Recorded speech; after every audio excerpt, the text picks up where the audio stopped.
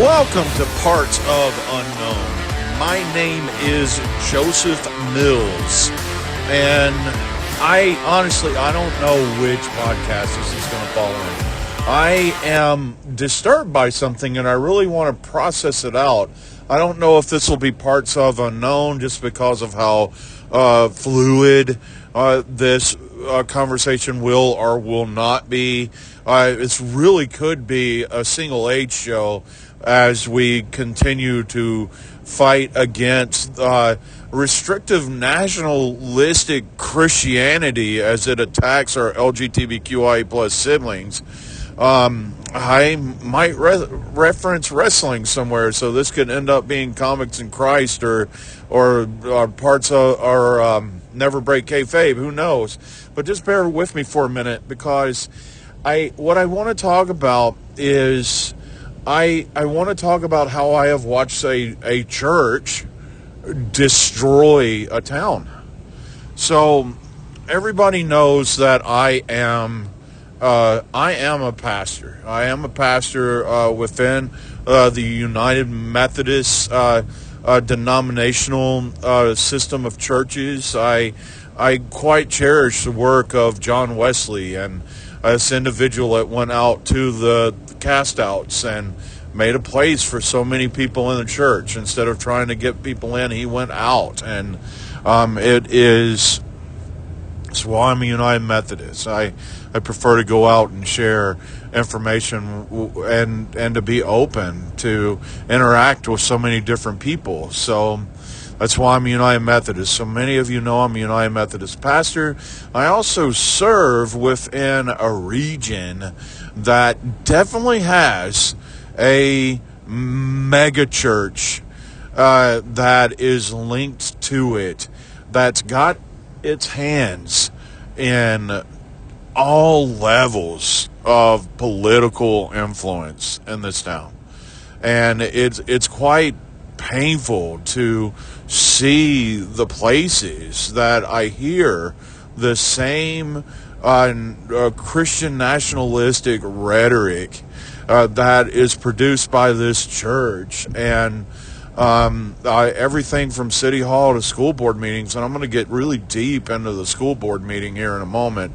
And I know for certain that some of this conversation will become a transparenting in the near future, but it's just it's scary. I'm going to say it. It's not worrisome to me. It's freaking scary to see the reach that this highly conservative Christian nationalist church has in this area. So let's start with why I'm in this mindset right now. This week, I attended a school board meeting in the area where this church is. Man, I'm being so guarded with my words right now. Uberly guarded.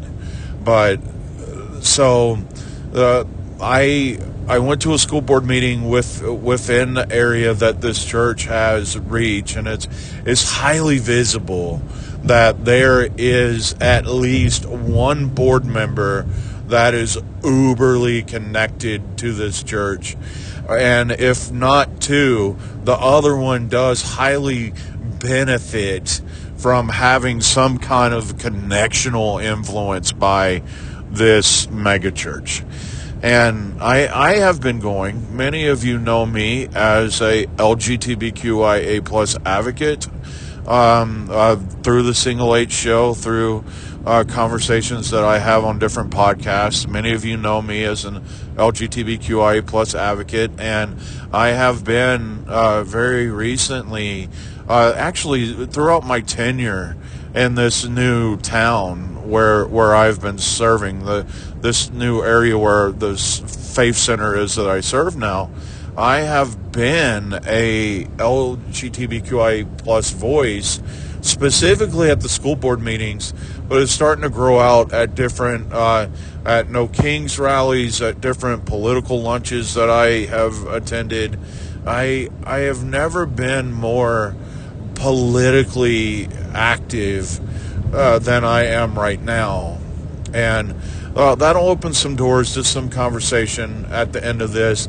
Is there some hypocrisy within what I do based on what I'm talking about? And there may be some validity in that, but as we get through this conversation, the battle will be between the battle of causing harm to marginalized people and the battle of helping marginalized people find their place and their identities and their comfort within themselves. So this week, I was a part of the school board meeting.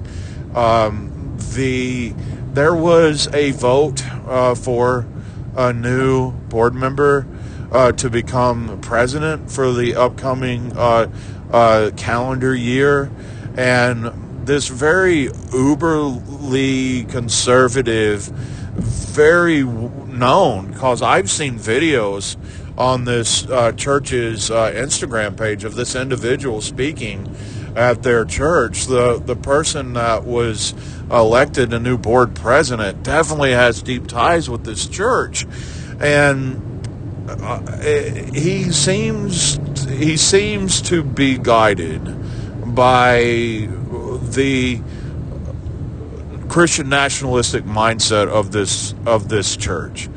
I have watched. It's been a year and a half. I have been watching for a year and a half how this church has this hold, specifically on the school board, and how there's individuals there. There's notable people that are there frequently, individuals that I see speaking in different ways, shapes, or forms on social media in advocacy of this church. And everything that I have seen happening is it's painfully harmful. There's a movie that I like, Kevin Smith, the writer, director, podcaster that I just love. He for years he made comedies. He made romantic comedies. He made stoner comedies. He made more stoner comedies. He made comedies that didn't fit in any genre unless that you were stoned watching them. So it's pretty much stoner comedies, everything from Clerks to Chasing Amy to Jay and Silent Bob Strike Back, Dogma.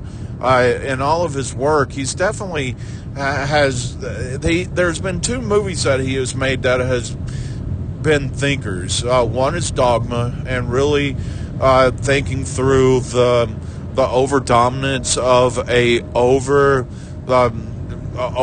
outreaching church that's trying to control everything around it. And then Kevin Smith, he kind of takes this break out of comedy, and out of nowhere he makes this movie called Red State.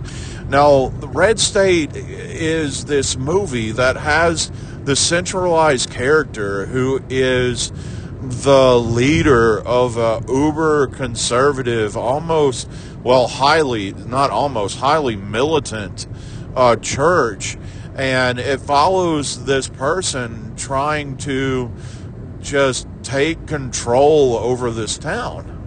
And that individual's name, he was played by Michael Park, and the pastor's name in the film was Aben Cooper.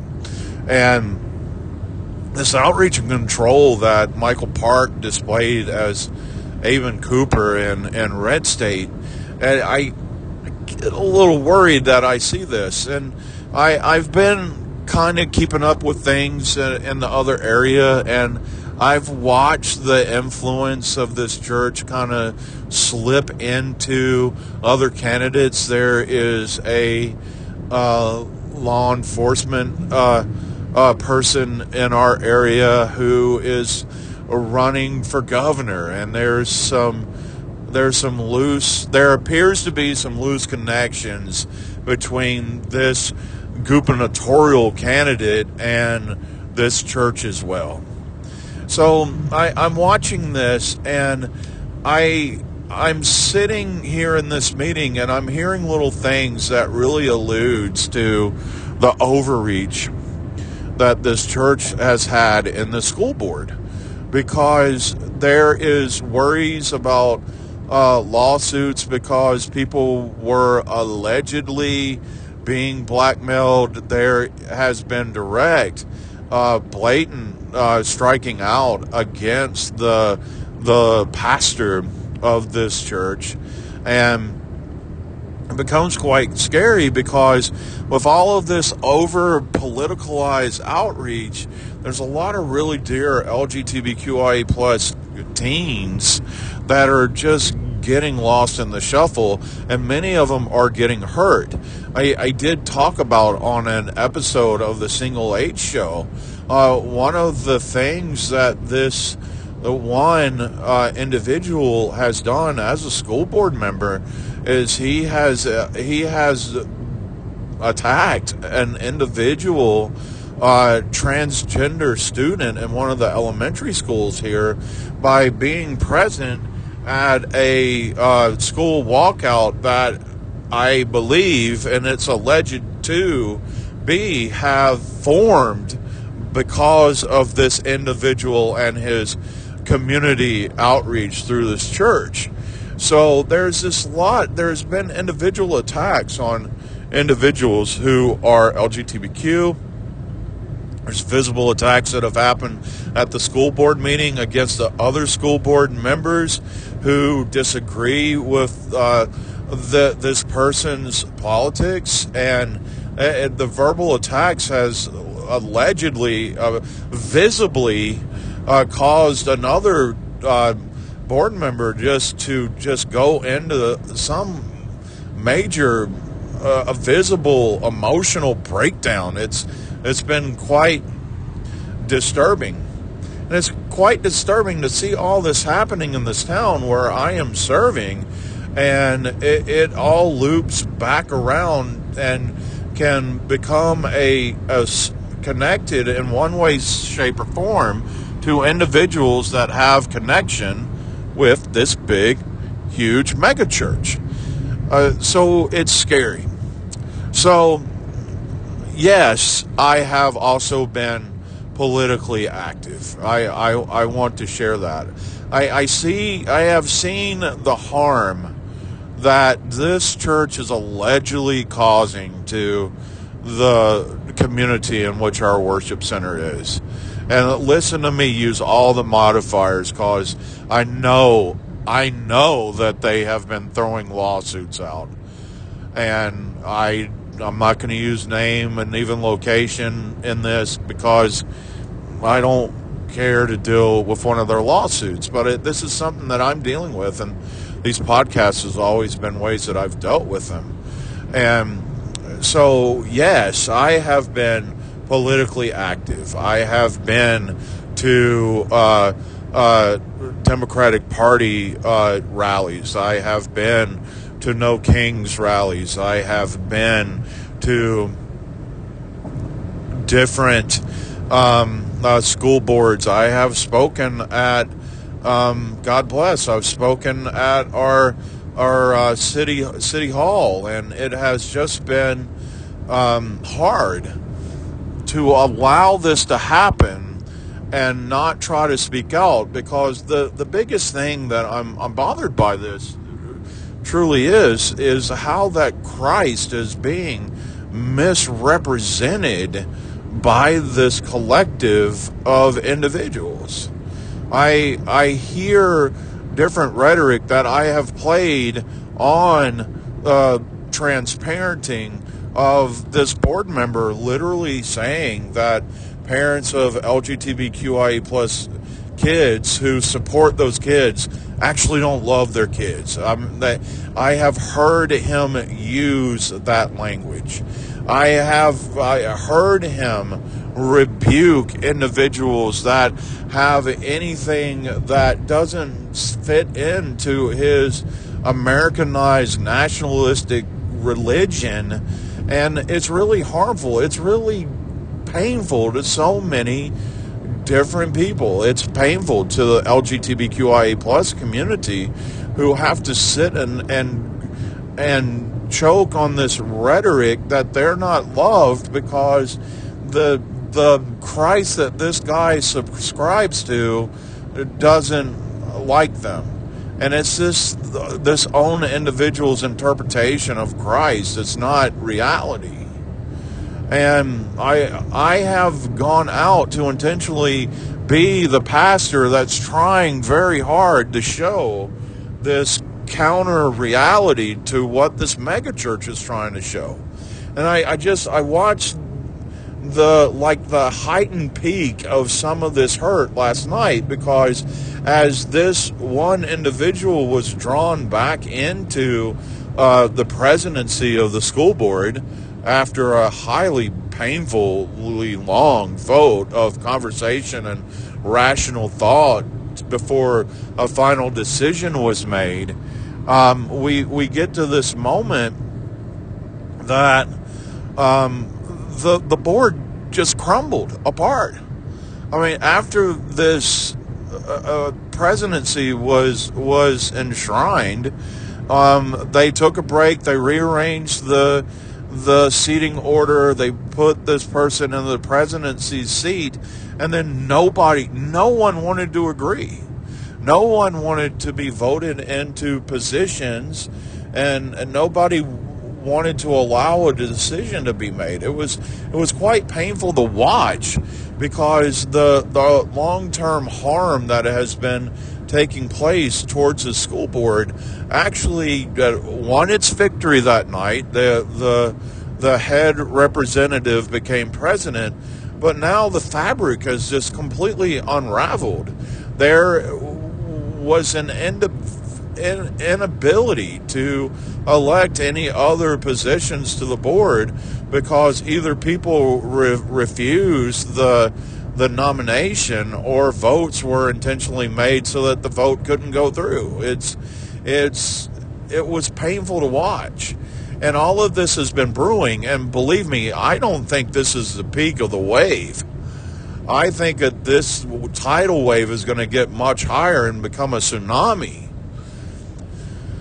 But within all of this, I'm still trying to go out and to show everyone that there is a different image of what faith is, even though this harmful nationalistic rhetoric is truly causing a great deal of harm in our community. So there are moments in my life that I just kind of get burned out with it, and I say, what the hell is this all about? Why even try? Why even try? I had two complete strangers come up to me last night, and their words were quite they matched. One or the other said something along the lines of either, "Thank you for being a pastor that actually cares," or, "Hey, I don't really do the church thing, but if I ever get to that point, I'm coming to your church." And that kind of became this, okay, this is why moment. This is why I have to keep doing this. This is why the journey has to keep going on. And it was pleasing within the torment of it all.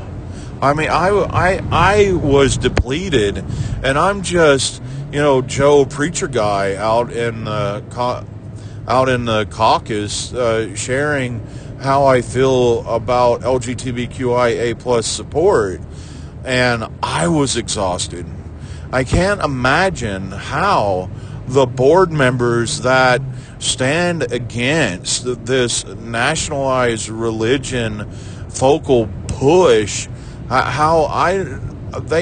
have to go home exhausted and then never sleep out of frustration, because it is so dominating that nothing actually gets done. And that became very apparent last night. Everything reached this apex that the meeting was finally canceled because of safety concerns. The board meeting was finally canceled because of safety concerns. Now, again, allegedly, I feel this lineage from this one uberly dominant megachurch and all the places that I feel that it's visible that they have this outreach and connection into is really just harmful, and it caused this meeting to have to just be stopped. And that has been bothering me. Just the harm of this church has been bothering me. And there's a part of me, I kind of get twofold on it. There's a lot of people that don't want to deal with church because of this, and I get it. And I try to talk about to people, hey, faith isn't that way. There is people that misrepresent faith, but religion isn't always pralines and cream. I mean, some of it's strawberry and chocolate. And there are some people that branch out into these really unique flavors of faith that it distorts what faith actually is. And